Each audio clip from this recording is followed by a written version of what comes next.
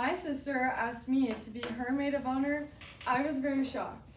My sister and I have a 7-year age gap, and I didn't think I was very capable at the age of 16 to be a maid of honor.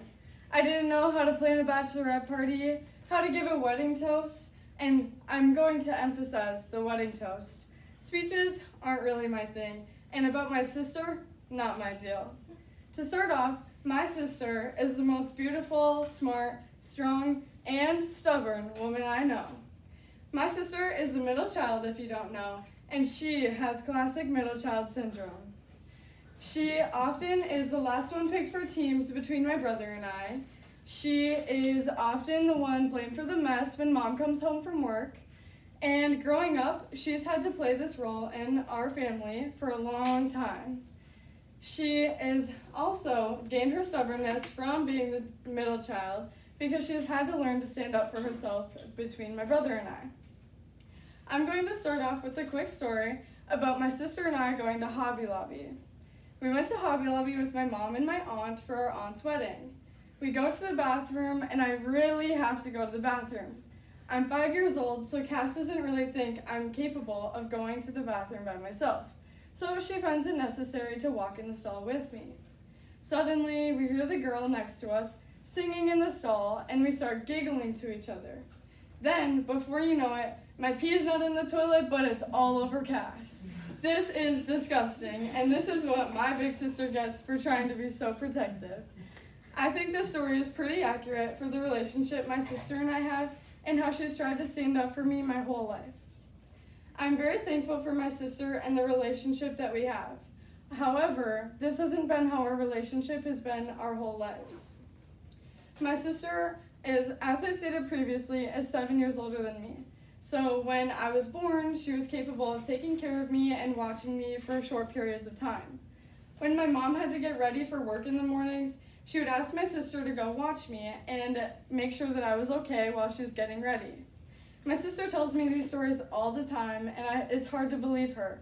But she tells me that the moment she stepped in my room, I would scream and I would cry and I would throw a fit because I never liked when she was around me. I think this is pretty accurate of how things were for the first part of my life, but eventually things started to change, and eventually roles reversed, and my sister was the one who didn't like me very much. As my sister was a teenager, she often didn't want me around her and her friends. She always would be trying to get me to go, calling my parents, asking them what I could do just so that she could get me away. As a teenager, Cass did not want her annoying little sister with her and her friends, so she had to learn ways to get me to leave. As many of you know, and my sister eventually grew to know, I'm a fashionista, so she had to become creative with her ways to bribe me away.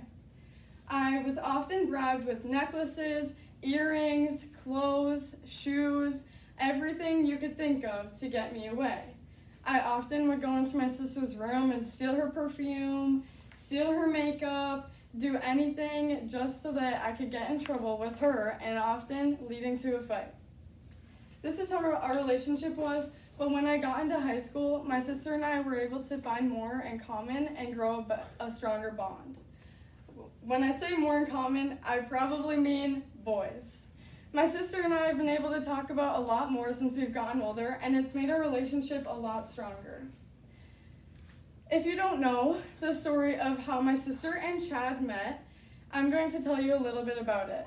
Chad was working with my dad at the time at an internship, and my sister was in college living her best life and having fun probably every night of the week. I didn't know Chad at the time, but Cass and I were still super close, and my dad and Chad were going out with friends one night, work friends, and my mom decided to join them. And my mom told Chad that Cassidy was single and she was not in the looks for a boyfriend, but he would be the good fit.